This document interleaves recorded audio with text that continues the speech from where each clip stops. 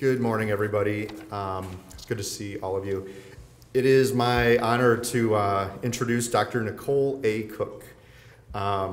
Nicole and I actually shared a cab in Boston to the airport after a conference, and she is just a gracious, warm person, and I'm super excited to welcome her. I'll go through the official thing, but I'm excited. So, Dr. Cooke is an associate professor and the MSLIS Program Director at the School of Information Sciences at the University of Illinois at Urbana-Champaign. She holds a Master's of Education in Adult Education from Pennsylvania State University and an MLS and Ph.D. in Communication, Information, and Library Studies from Rutgers University. Her research and teaching interests include human information behavior, critical cultural information studies, and diversity and social justice in librarianship. She has a list of awards and academic honors. I would just like to highlight a couple here. She was a mover and shaker from Library Journal in 2007. She's a recipient of the American Library Association's Equality Award in 2016, and she received the Achievement in Library Diversity Research Award from ALA's Office for Diversity, Literacy, and Outreach in 2017. Of course, she has a whole list of honors, but things you should not miss, or a whole list of publications, but do not miss her latest works, Information Services to Diverse Populations from Libraries Unlimited, and Fake News and Alternative Facts, Information Literacy in a Post-Truth Era from ALA.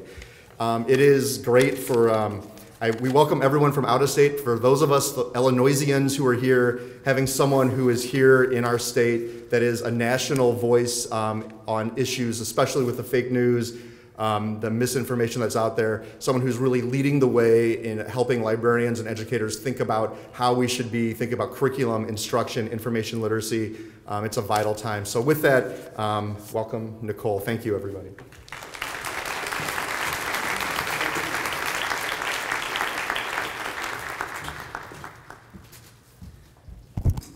Good morning. So I'm glad Troy didn't actually call my mother for that introduction because we'd still be here. Thank you to Troy and Tish and the organizing committee for the invitation to be here with you all today. So I want to talk a little bit about the dark side of information, if you will. So at the University of Illinois, I teach a class called Use and Users of Information. And it's really just information behavior, how people interact with information. And I usually say it's how people use, seek, and avoid information. And so this whole fake news, misinformation, disinformation phenomenon, I look at it as a form, as part of information behavior. And so specifically when I'm talking about the dark side, if you will, I want to talk a little bit about emotions and how people kind of physically and viscerally react to information. And so maybe the question is, why are we really interested in people's emotions? We're just here to give the facts. But think about it as a larger context and thinking about the humanity of our users, right? So we're all teachers, we're all in the classroom, we're all trying to do our level best to impart information, and we have all had those sessions, and I should say that I was an instruction librarian for over 10 years, so I know what this is about. We've all had those sessions where you get those blank stares, and they walk away and they haven't heard a thing you said, right? And so I don't know about you, but there were many days where I took that personally and said, I'm never going to give another instruction session again. But part of this, there's a lot more context, right? Because we're dealing with human beings. So thinking about just the whole ecosystem of information literacy and what role emotion plays in that ecosystem. So we're now living in an age of fake news, which is but one manifestation of misinformation and disinformation, which I will herein refer to as misdis. In human information behavior. So fake news is not a new phenomenon, but this latest iteration has highlighted the affective or emotional dimensions of how people interact with information. Information consumption is so much more than people's cognitive processing. Emotional reactions to information are what in part give fake news its tenacity and why it's in part so hard to address. So even though we may know better cognitively, we are all susceptible to misdis and fake news because of these emotional reactions that we have. And so even though our heads tell us one thing, our guts and our hearts may tell us something different, right? So just as a very quick example, if I trust Troy, I might be more willing to accept information from him, even if he's trying to swindle me, right? Now, on the other hand, if I distrust Susan, Susan could be giving me the gospel truth and I'm not going to accept it because I don't trust her, all right? So these are all emotional reactions. So as part of that emotional state, it is now being called post-truth, all right? And I'll come back to post-truth in just a minute.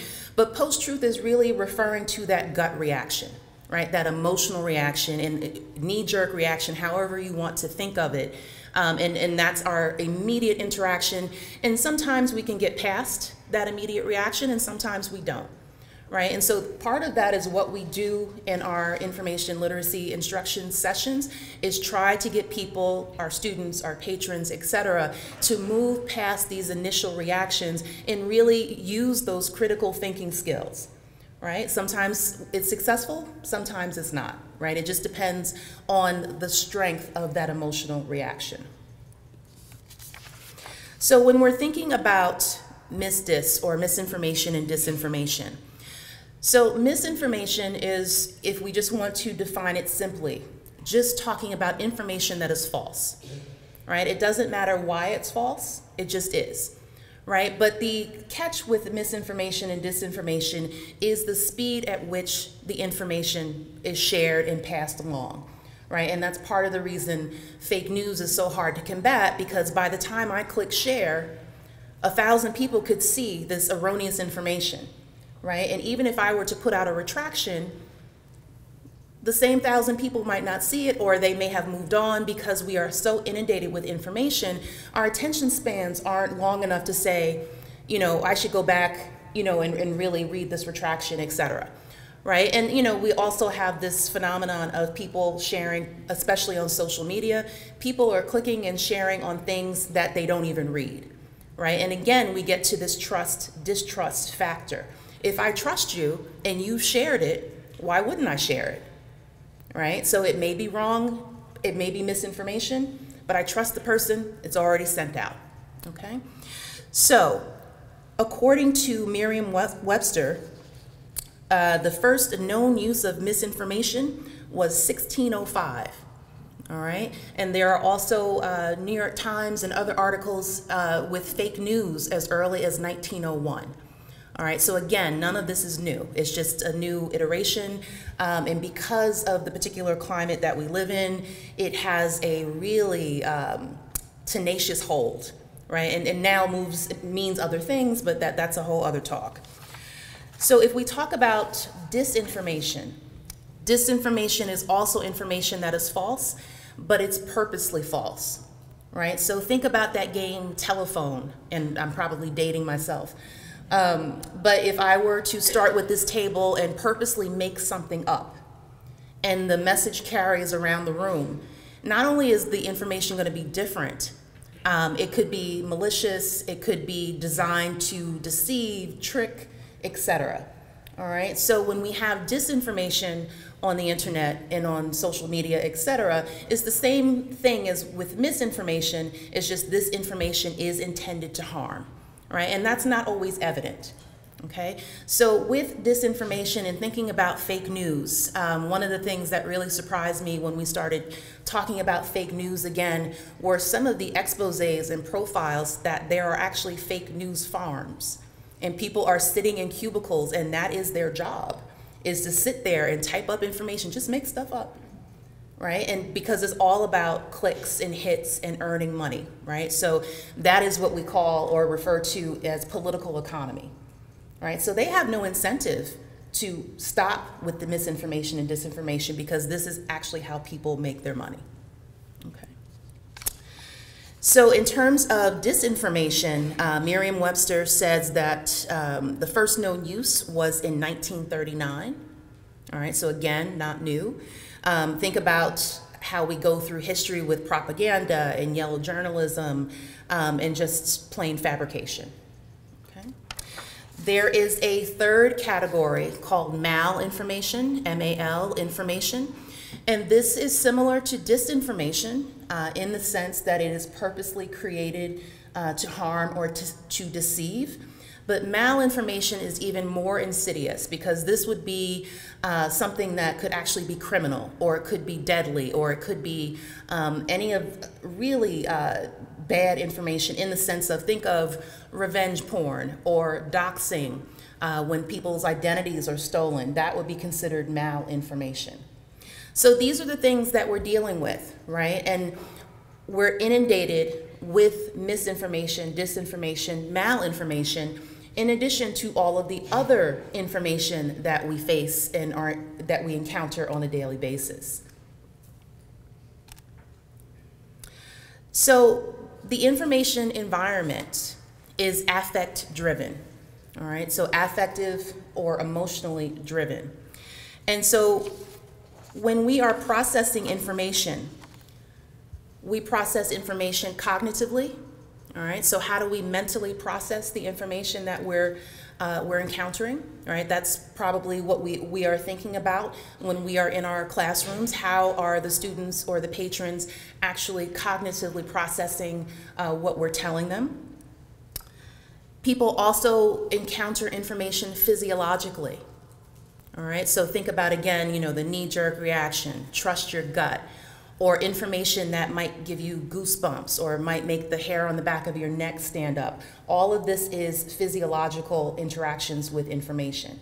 And there's a great deal of information that we encounter just through our bodies and that we absorb and put out on a daily basis that we're not even aware of. But we do process information physiologically as well. So the third one, and that's where I spend most of my time, is that we process information emotionally. All right, again, that kind of idea of post-truth, and I'm really just leading with my gut when I'm looking and absorbing some of this information. So with that said, it is often, right now it's called post-truth, often referred to as that. And this idea, again, that we are emotionally reactive to information and to the point where it could actually override reasoning, critical thinking, all of the things that we spend a lot of time thinking about. So just like the other terms that I've mentioned to you, post-truth is also not new. Our friend, he's probably an honorary librarian at this point because so many people use him in their classes. Stephen Colbert told us about truthiness over a decade ago. All right, so we're dealing with the same things, right, just with new names. So post-truth and truthiness emphasize the fact that there are a wide range of motivations and emotions that underlie our everyday information seeking, information selection, information avoidance, and our actual information usage. And so this is all part of the information behavior process. So information behavior is all about context. Information or facts do not exist in a vacuum. Rather, they are surrounded and shaped by context of all kinds, both internal and external. So I hope you can see part of this. I know it's a little bit small, but it looks okay on the screen. So when we're thinking about emotions, this is one of many information typologies, or excuse me, emotion typologies that you could find online. And so there's a lot of literature and whole fields and disciplines that really dedicate their time to emotions and decision making and things of that nature. And so I wanted to give you a visual of this and just read off some of the many emotions that we deal with that we may not even be cognizant of. So if we're going to classify emotions, I'll just use positive and negative today, but understand that these are all on a spectrum and they're all very nuanced, etc. So if I'm feeling positive emotion, that could be sympathy, it could be kindness, it could be respect, it could be love, admiration, desire, joy, euphoria, amusement, hope, energy, anticipation, surprise. Now, if I go to the other end, negative, this could be anger, resentment, contempt, hate, disgust. It could even be boredom, right? A lot happens when we're bored. Sadness, disappointment, loneliness, all right? Maybe you've heard of some of the studies, especially with folks on Twitter and Facebook, how social media increases loneliness, right? And then that becomes another type of catch-22, if you will. Jealousy, shame, anxiety, and distrust. All right, so you could be feeling any of those emotions, right? So let's just say today at 9:31, I'm feeling euphoric, I'm feeling good. And I receive a piece of information and I interpret it in a particular way. Now at 3:45, maybe I'm cranky, maybe I'm tired, whatever it may be. You could give me the same piece of information and I could interpret it totally differently because now I have a new filter happening. All right, so when we're thinking about, doing our instruction and our teaching, and we're dealing with so many different people and so many different emotions, and we've all had sessions where they didn't go quite the way we wanted them to because we didn't feel a particular way that day. All right, so all of this is part of that context of not only understanding our patrons, but also understanding ourselves. So some of the ways that this manifests, all right, we've all done it, I've done it. You go on Google, you get 33,211 hits, and you pick the first one, all right? So a couple different reasons for some of this in terms of the misinformation phenomenon, fake news phenomenon. We have confirmation bias. All right, so that means that I am looking for information and will readily accept information that confirms what I already believe, whether it's right or wrong, right? So, you hit that link, see, it's not just me. Everybody else believes this too. Confirmation bias. Filter bubbles, which are also referred to as echo chambers, right? So our social media can be so carefully curated. You can go days without actually encountering anyone who has an opinion different than yours. Right? Now, sometimes that could be self-preservation. Other times it could be, you're missing information. And, I've had students say, well, is that a bad thing that I'm missing information? It might not be, but the key is that you need to know you're missing information. And this idea that maybe other people think differently or have other opinions, whether you agree with them or not. All right, so the filter bubbles or the echo chambers, not necessarily dangerous, you just have to know that you're in them. Okay. Information overload. We are so inundated with information.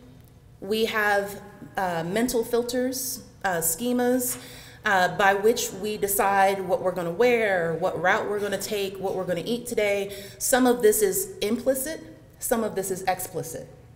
Right? So we're just constantly inundated with information.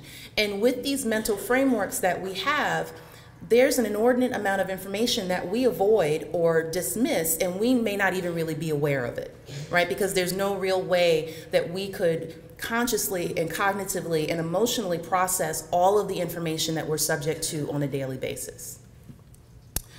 All right, two more here. Satisficing. This is very much related to the graphic as well. Satisficing is this idea of it's good enough, right? So I know we see a lot of that in our instruction classrooms. You tell someone, well, I need 3 examples of whatever this concept is, and they pick the first 3, right? It's good enough, I just want to answer the question. Okay, so that's satisficing. And the last one is very similar to information overload. It's the idea of information avoidance.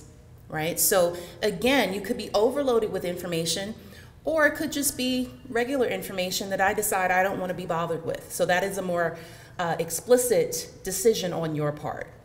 All right, so if Tish says something to me and whatever's happening, I can just say I'm actually avoiding this information. I'm just going to choose not to interact with it.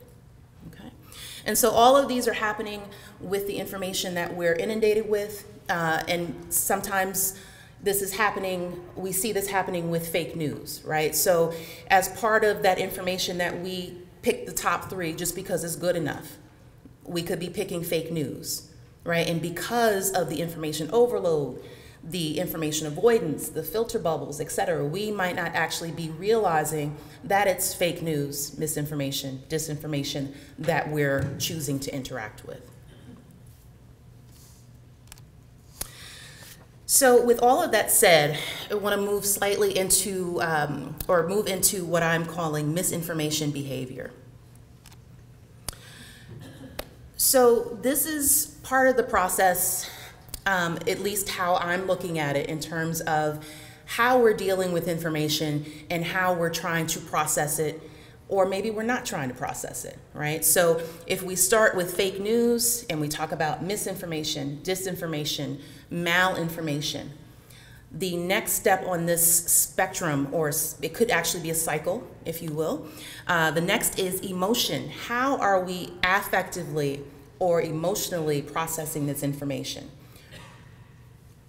If we get past the emotional part, how are we actually evaluating this information, right? And that's part of the cognitive information processing. And then ultimately, we go into information use, all right? So if we're talking in our classrooms and we're talking about all of these different things and how people should be thinking critically and using all of the steps to evaluate the information and select peer-reviewed articles and all of the things that we talk about, that's really in the realm of evaluation and information use.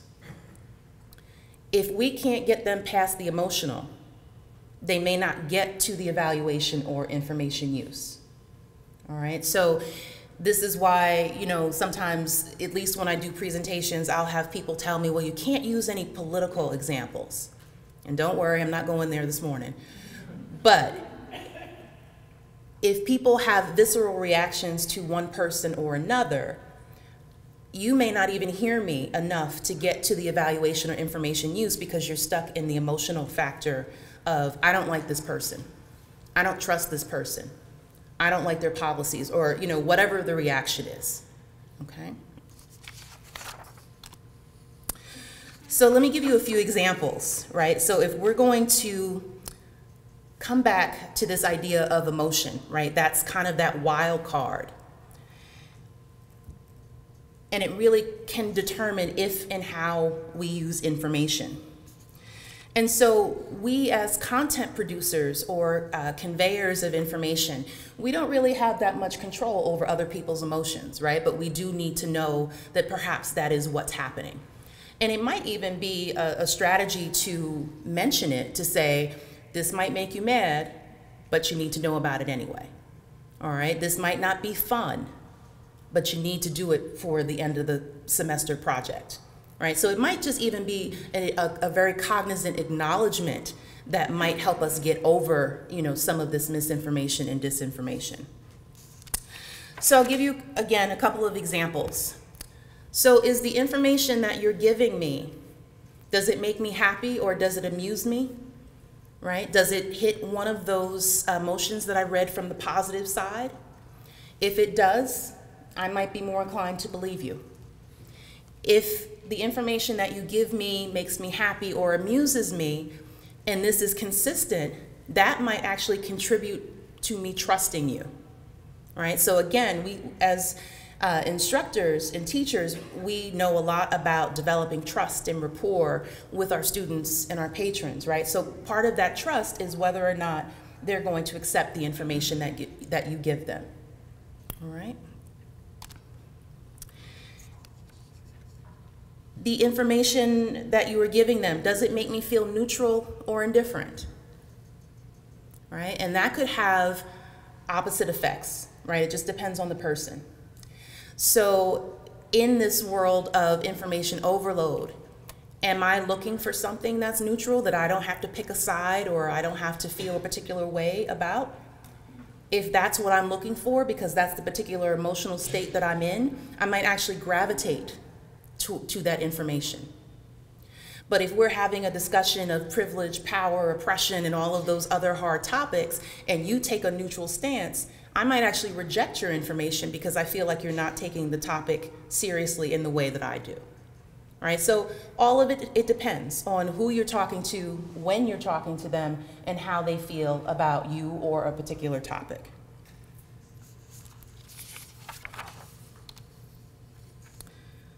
So eliciting other emotions. All right, so before I talk about this, does anyone know who this is in the slide? Okay, so just a few people. So this is an actress named Selma Blair. And she used to be in some of like the teen movies and other things of that nature. So at the recent Academy Awards, she came to one of the parties in this beautiful, colorful dress. And if you can see in her hand, she's walking with a cane.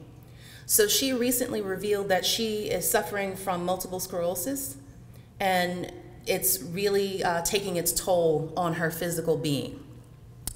And so I'm not a particular fan of her work, right? No, no disparagement of her work. But when I saw this picture, right? So I'm looking at the picture and I see the color and it's striking, and I'm wondering, I have curiosity now. What's with this cane, right? So I read the story, and then subsequently, because you know how the media types do, she had a segment on Good Morning America, and I cried. Right, so she really got me, she got the emotions. And so now, because I have an emotional investment, I'm still not gonna watch her movies. But I will follow her on social media to see how she's doing, right? So now I have an emotional investment.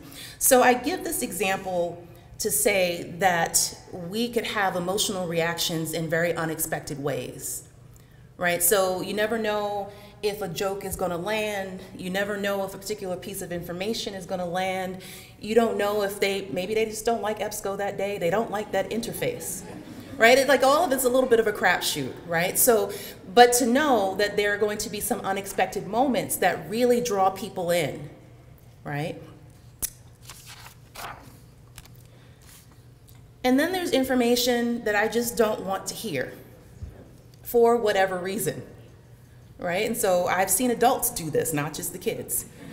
Right? So if you're giving me information that I just don't want to hear, and this could be whether I trust you or I distrust you, I could just avoid the information. I'm choosing not to deal with it. All right? We've all had those students too. All right, so I told a small fib. I'm going to use a very simple example. So the reason that I use this particular example is I want to talk about another dimension of the fake news, misinformation, and disinformation. And have people heard of deep fakes? Okay. So this idea that the technology is getting increasingly sophisticated to the point where it's very hard to tell what's real, what's fake, etc. So now how this is tied to emotion. If you have particular feelings about former President Obama, this could go different ways.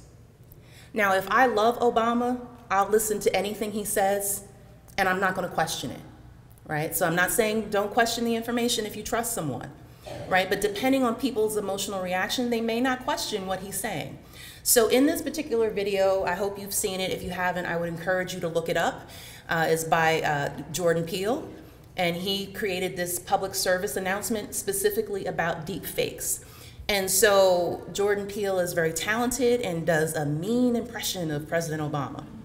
So when you're listening to this video, you hear Obama's voice and you're like, okay, yeah, all right. And you're not really paying attention to the fact that Jordan is saying some really outrageous things. So if you have someone who doesn't like President Obama, and they hear some of the nonsense that Jordan was saying, because they have a negative reaction to him, they might be inclined to believe what they saw and what they heard. All right. Now, along with all of the technology for deep fakes, we have fake status generators. We have fake tweet generators. Right. I saw an example of an academic not too long ago, and she was talking about rape culture and, fighting back against that. And evidently, maybe a year or two ago, she had made some offhanded comment on Twitter about Taylor Swift. So they tell me they're called Swifties. So the Swifties have been harassing her since she made this comment about Taylor Swift. And so what they wound up doing was photoshopping her picture, the woman on Twitter, and just saying the most hateful, contradictory things. And people were believing that these were actual tweets because the woman's picture was there, right? So then we're talking about visual cues and visual recognition, et cetera. And so, you know, I say all this to say that when people were discussing this scenario, they were saying, well, you could go into Photoshop and you could change the code and you could do this and you could do that. And I'm thinking, or you could just go to faketweet.com and upload someone's picture and type in what you want. All right, so again, this is part of this information overload. If I'm so inundated, especially on social media, if I see the picture of the same person that I see all the time, I'm not necessarily taking the time to recognize that this sounds different from how this person normally presents or speaks. Okay. So, when we're thinking about misinformation, disinformation, fake news, etc., just to give you a couple of thoughts about the challenges of addressing this in our work and some of the implications. So some of the challenges are a lack of standard definitions, right? So I gave you some definitions from Merriam-Webster and things of that nature, but fake news now means something different because a certain person keeps using it and uses it in a particular way. All right, so fake news, I actually want us to move away from fake news because it has become very partisan and politicized, and talk about misinformation and disinformation. And I feel like it's easier for us to have standard definitions of those terms. Lack of historical context, all right, this idea that a lot of people think fake news is new. It is not, has a very, very long history. When we talk about things like fake news and just use that phrase, it allows us to talk about things in isolation when we really need to be talking about things broadly and in greater context. Fake news is now being used as a judgment or an opinion as opposed to really moving back and talking about misinformation and disinformation. I mentioned political economy to you earlier, this idea that misinformation and disinformation are jobs for people, right? And then that takes on a whole other dimension. And this, I think, is a lot of what we see, this illusion of technical skills. Like we have a lot of students, they used to be called digital natives. The literature is telling us we don't want to call them that anymore, but that's another talk. But we have a lot of folks thinking that because they can use Facebook or Photoshop, that they are technically proficient in everything, right? And that they would never be susceptible to misinformation and disinformation. So our implications as teachers and educators and information professionals, this is what we do, whether we call it misinformation or disinformation. Our long-term goal has been to impart critical thinking and teach people how to effectively interact with information.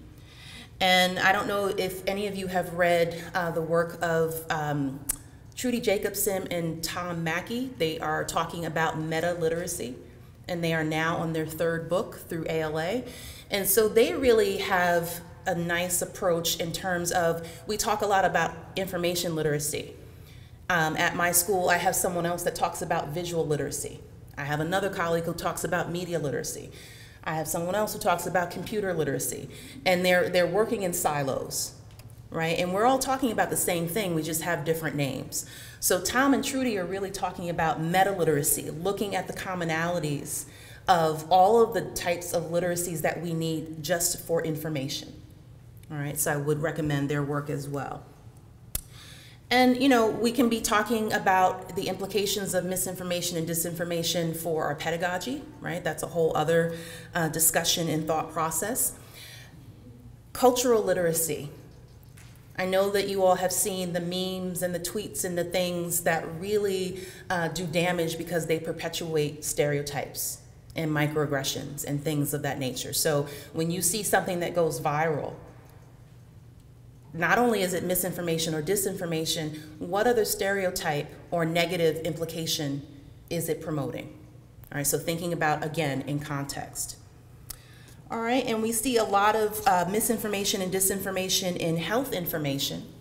All right, so that's a whole other dimension of thinking about how we interact with people and how we help people interact with information.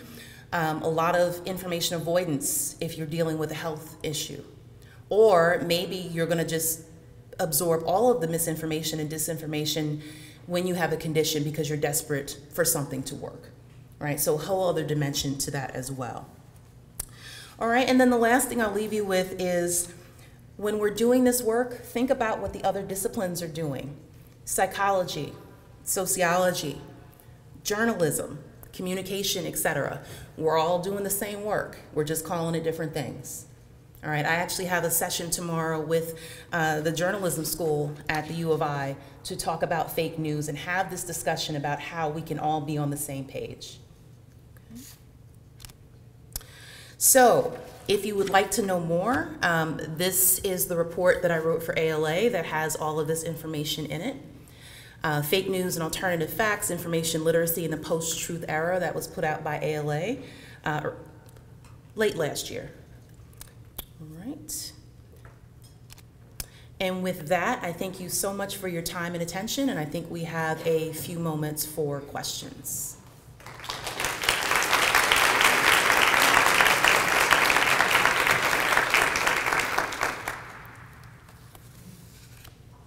We have microphones, so if you raise your hand, we will come to you so everyone can hear.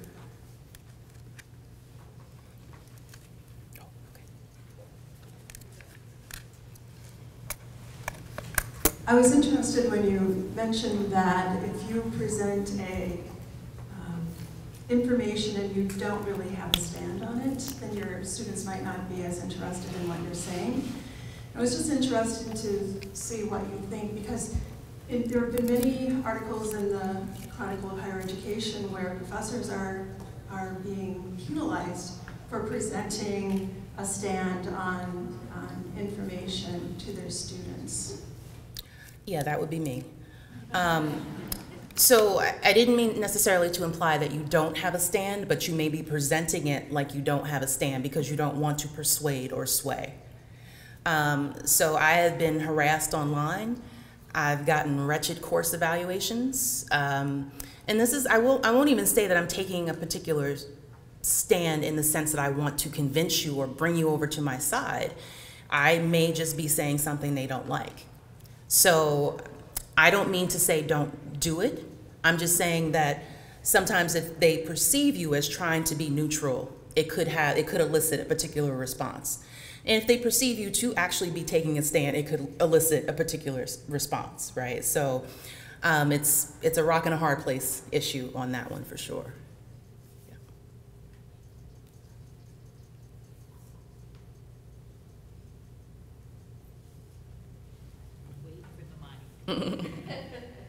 So is there a stand, you work at U of I, am I right? And yes. In the library school, are you teaching how to teach this? I mean, I get a 90-minute session with English classes, and I'm supposed to teach them how to search and use the databases.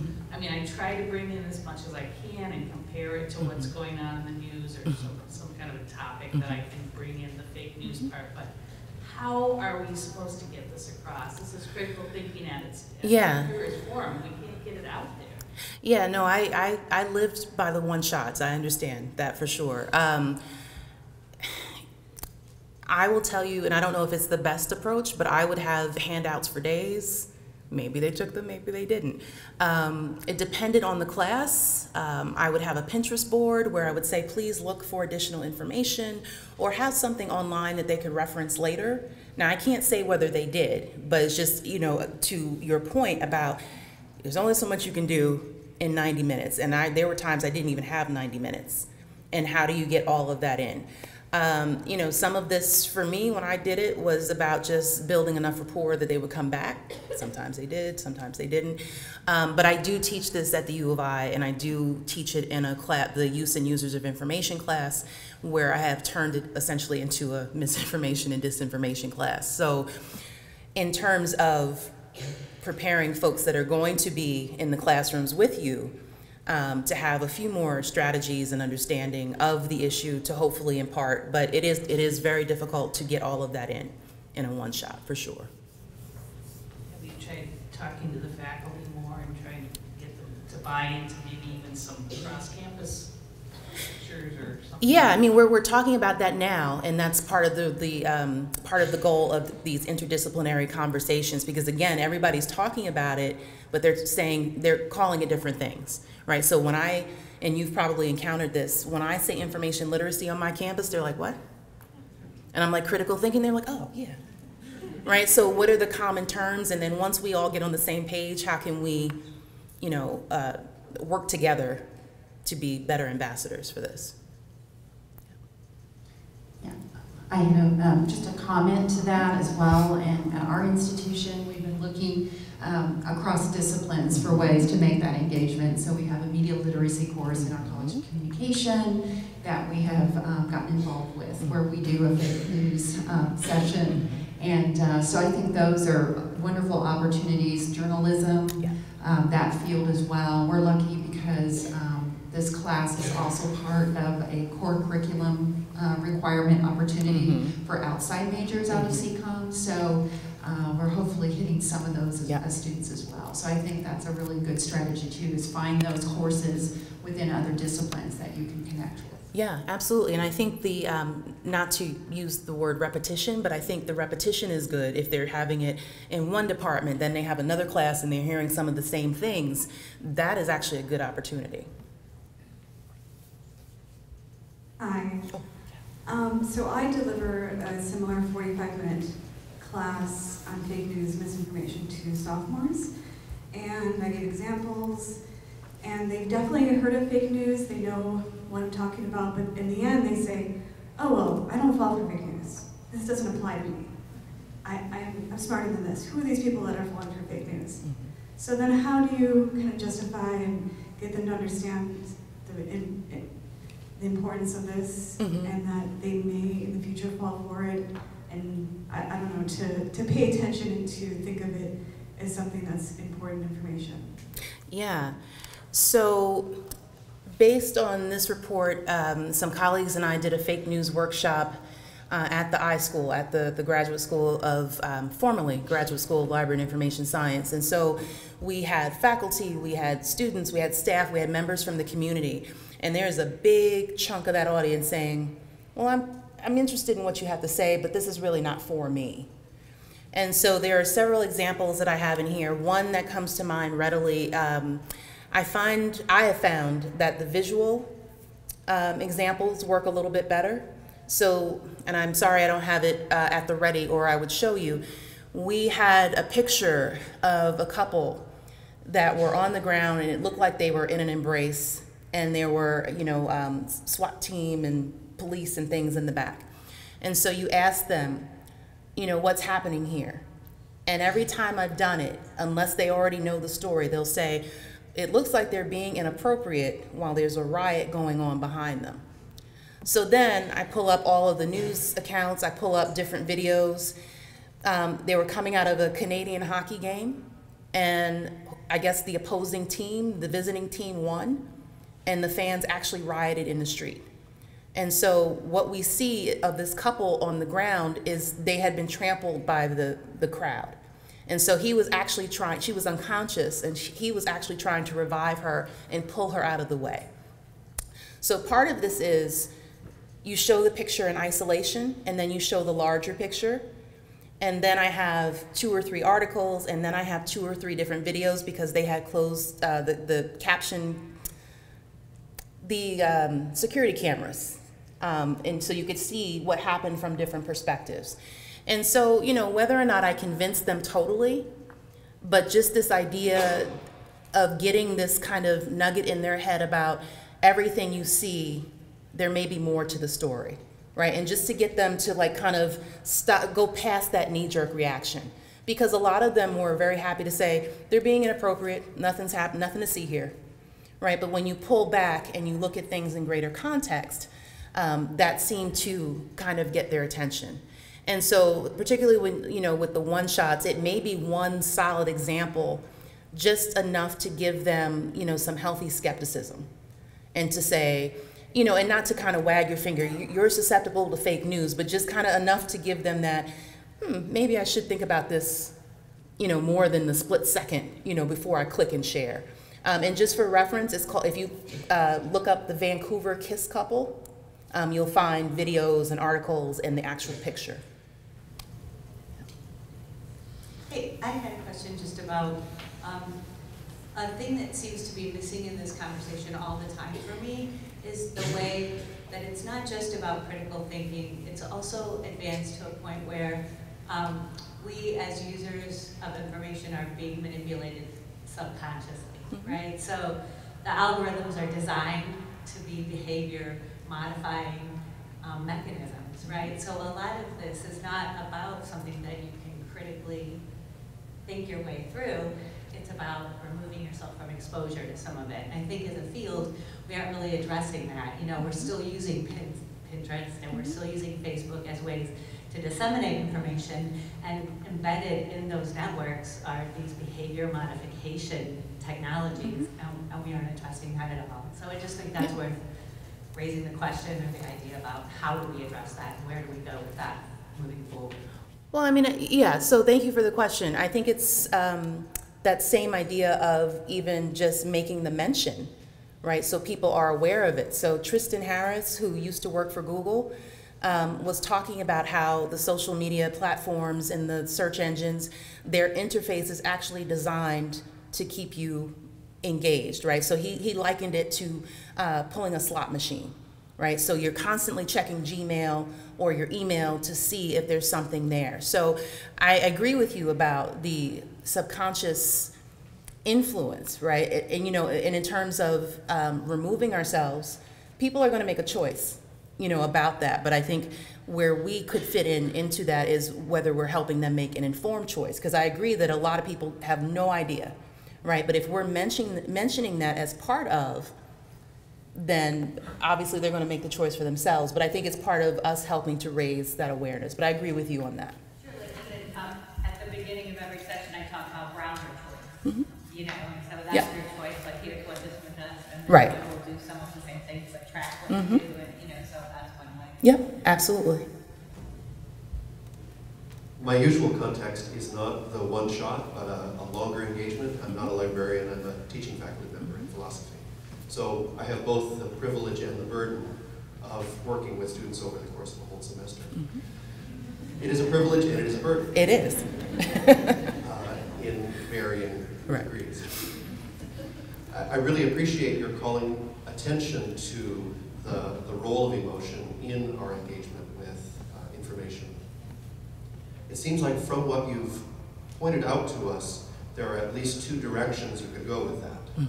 One would be to say we have to identify the emotional element so that we can cognitively disengage it, right? So that we can account for it and neutralize it. And I think of that as the typical critical thinking approach.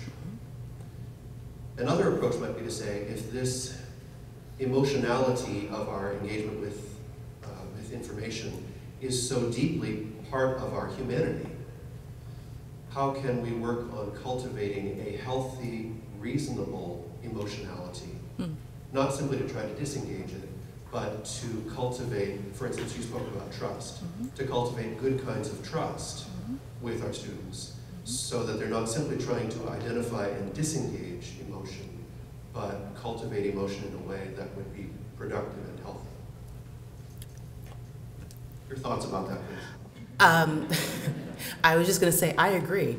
Yeah, I mean, I think it's, you know, even to the previous question, I mean, we can't control anyone's emotions but our own. And sometimes we don't even do well with that.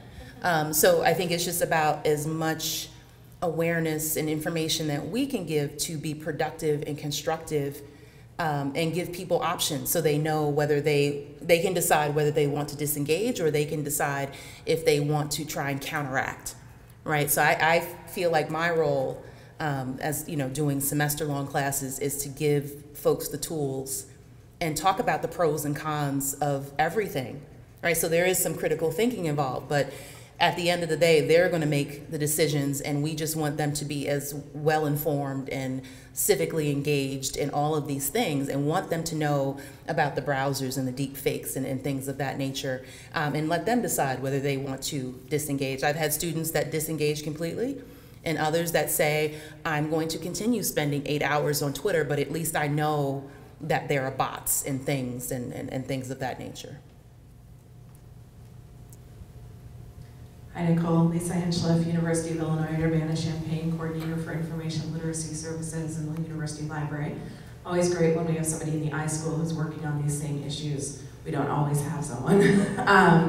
So I'm wondering if you could reflect a little bit about strategies for when you're teaching, especially in these shorter time sessions that you've been talking about, where you don't accidentally push people over into the abyss of skepticism, of cynicism.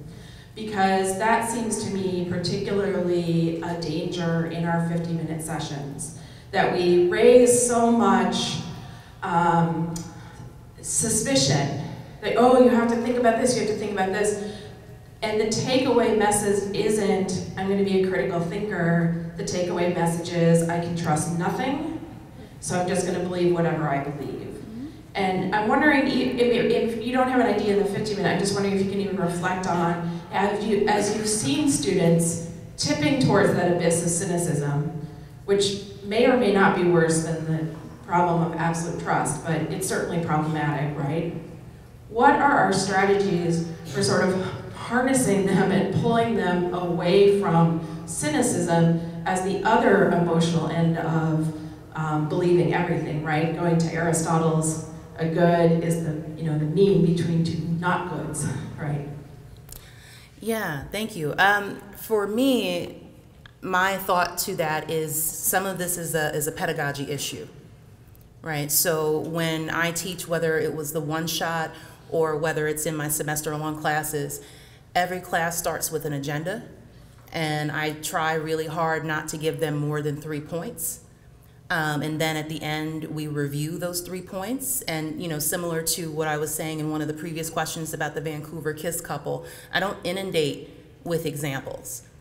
I say to them, if you want more, I have more, right? Or I can refer you or, give you more information. But I think some of this is really about avoiding the information overload, right? They're already experiencing information overload from every place else in their life. They don't necessarily need it from us too. But I think pedagogically speaking, this idea of trying to give information in chunks and just kind of, have a good discussion about one thing as opposed to having, a very rushed or scattered conversation about 8, right? And then they leave not necessarily knowing, they know nothing about nothing, right? But I think some of that is going to be how we structure whether we're doing a one-shot or a semester long. So at least, to my faculty colleague, where I have 16 weeks, I do that every session. But then I do have the luxury of going back, say the next week, and maybe giving them another example. Or I can go back, at the end of a unit and say, let's pull all these things together. So you might not be able to do that in the one shot, but you can structure it in such a way that perhaps, you can have conversation without overloading them to the point where they just avoid everything that you said.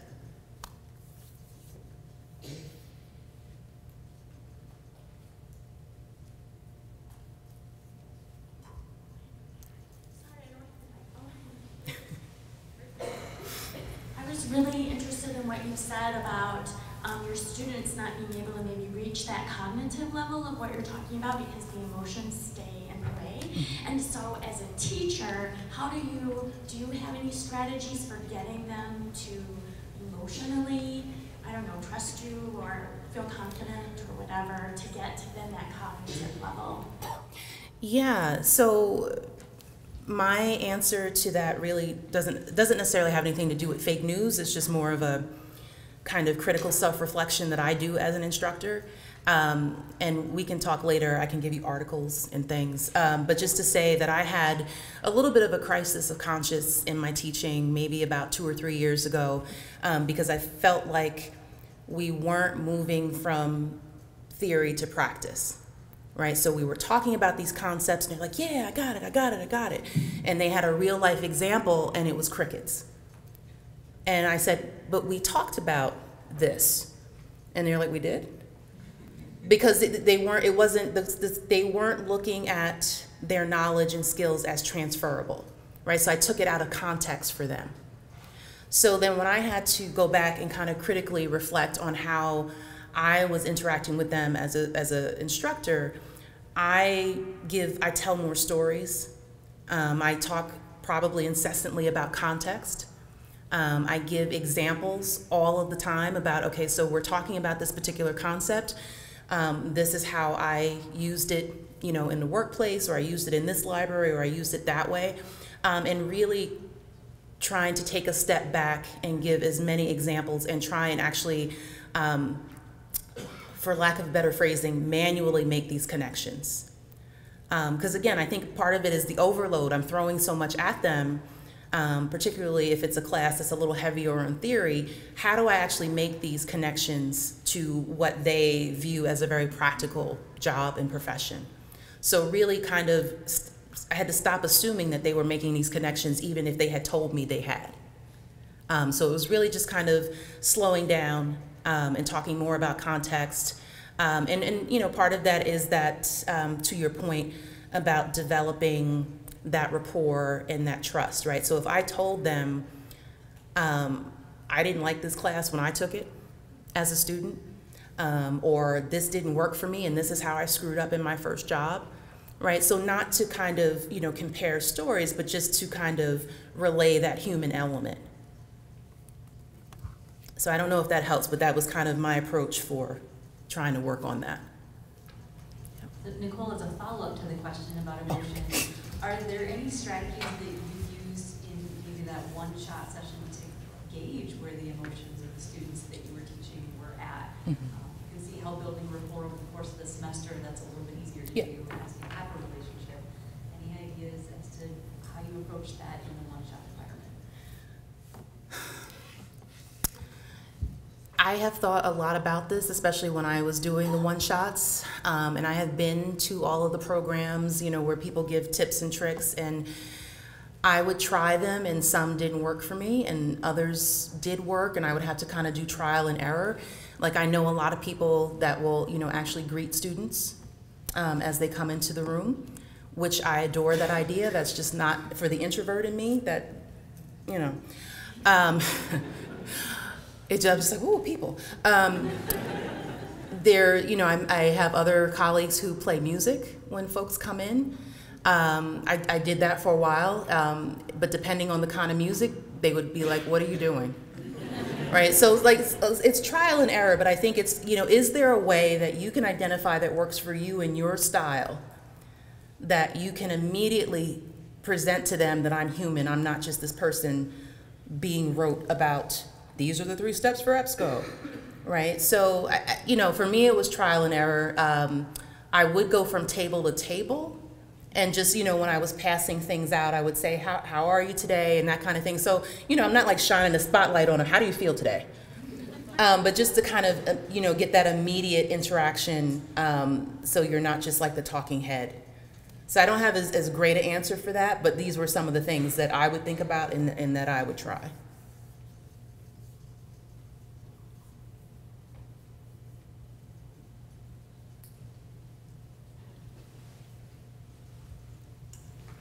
Hi, Michael Floral, Purdue University. I'd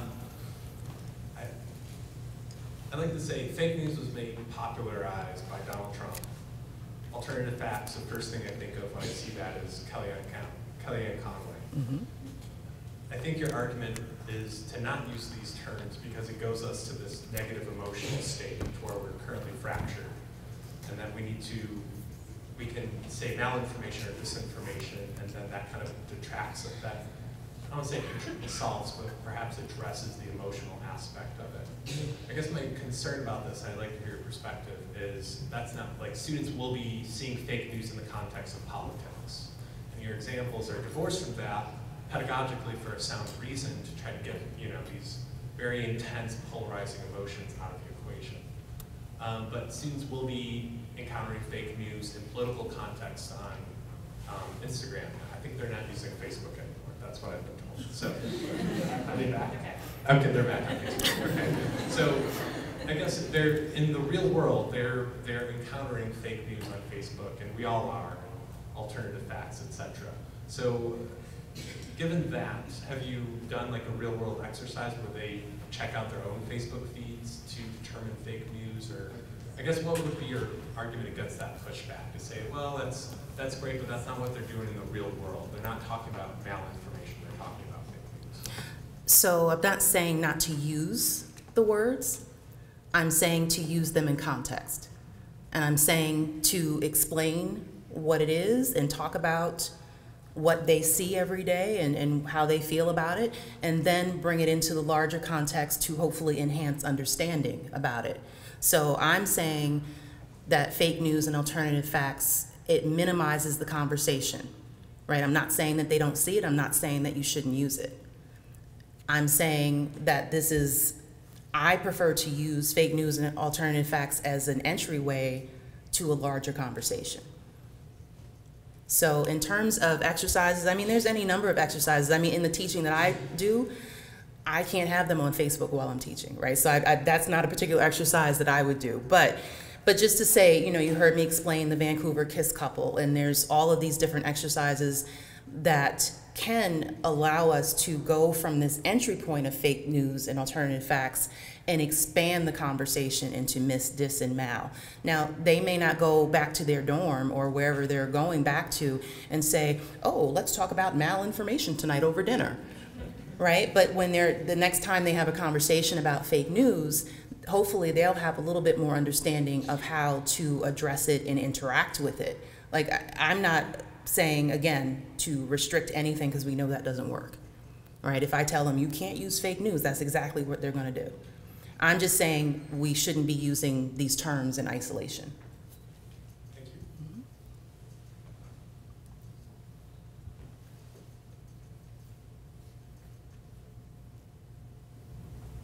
I guess I can throw in a comment.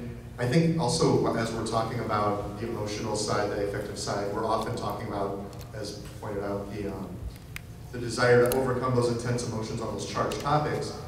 But there's also a lot of research that shows if someone is emotionally neutral, there's also pitfalls that students can run into with that, right? So, like, number one is the first thing you hear on the topic you don't care that much about becomes outsized in all the other information you hear, and that sets the groundwork for how you understand this new thing.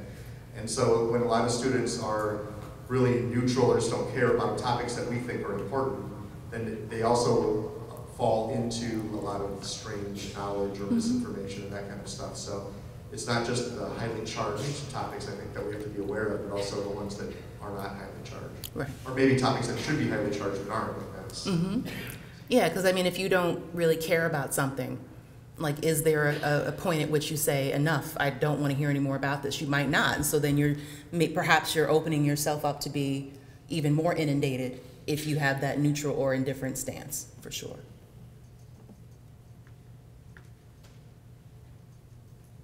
Other questions? Tish, how are we on time?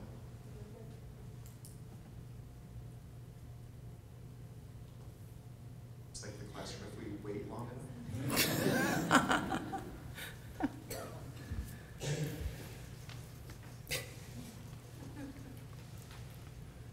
Kalia is going to be nice because she's one of my former students. So I work with students with archival sources. So I wonder if you have, maybe a quick comment or a brief point about fake news and or alternative facts, specifically when working with students, teaching them archival literacy. Would it be something that when you were, depending on what resources or what collections you're using, is it something that you can mention propaganda or yellow journalism, or is it something that you can actually explicitly tie back to a period or an instance that was related to? Well, so I'm thinking specifically, like, we have collections that have to do with anti-slavery. So, thank you. We have collections, so for me, so you're speaking about, instructors, but then also students. So for me, I'm thinking about reflecting on the first time that I taught with some of our anti-slavery pamphlets and how I sort of struggled in that first session to communicate what I was supposed to be communicating in the instruction session because I was having this. You were having the, yes, okay, right, reaction. okay. And then also too, you know, I see online and on Twitter, there is sort of this encroaching thing happening, and a lot of historians, granted, are really combating a lot of the disinformation, using archival sources and secondary sources that they've done their own sort of research on. But I'm starting to see that sort of encroachment on even sort of historical sources and primary source material. So I wonder if you just have a comment about that. Yeah, that's a hard one because I think some of this comes down to interpretation. So I'm thinking about, I can't remember who it was that said that slavery was like indentured servitude, and then someone else said that they liked slavery. It was just a job for them. They came over willingly, right? So I think it gets harder because people could be looking at the same information and have completely different interpretations, whether it's malicious or not. Right, so we yeah. had, for example, we had, I think it was the sort of elementary school level publisher, Macmillan. Yes. They had posted. Or Pearson, you know, one of the two, right, yeah. Exactly, yeah. they had published in one of their textbooks even that it was indentured servitude, right. and there was a big uproar about right, that. Right. Yeah, no, I mean, if I'm hearing your question correctly, at least the base of it in terms of your emotions as an instructor, right, conveying that information. Yeah, that's a hard one. I mean, there are instances where I can skip over things because I have the luxury of time and I'm not worrying about, I'm not trying to use a specific collection. Because it's not going to work for me to tell you to use another collection, right? Right, exactly. I mean, I don't know. I mean, you know, I mean, an approach would be, and I think it might depend on how comfortable you are, is to tell them you're uncomfortable. Okay, yeah. Right? This is an uncomfortable topic. Right. And I think, you know, you and Caitlin and some of my other students who have taken other classes with me might remember me saying, you know, if we're talking about privilege or one of the other topics, I'm going to tell you I'm as uncomfortable with this topic as you are. But we need to talk about it, and this is why. And then, you know, maybe you don't talk about it as long, or maybe you give a different example, or, you know, I've had to do talks about being bullied online and things of that nature. And so just as an example, I've had to move away from describing my own experience, and I get permission from other people to talk about their experience, right? So I think it might be, you know, how you might approach it and what information you leave out, how you preface it, what context you give around it. But if it makes you that uncomfortable, I might tell them that, because that might lead to another conversation about why this collection is difficult to use, but it makes that collection even more valuable. Thanks, Dr. Cooke.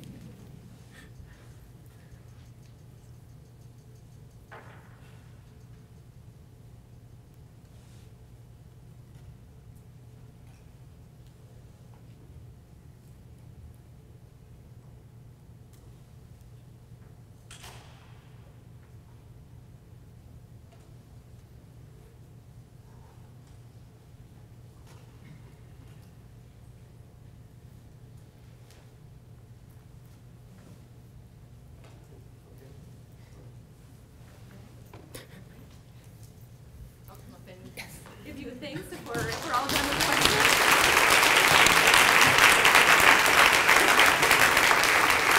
Thank you so much for joining us today at the Information Literacy Summit. Thanks for your insightful talk and for taking all of our questions. This has been a great conversation, and I'm excited to, got a lot of things in mind as we move into the breakout sessions for today. So we have a small gift for you on behalf of the organizing committee, and we appreciate your time. Thank you. Good to be here. Thank you.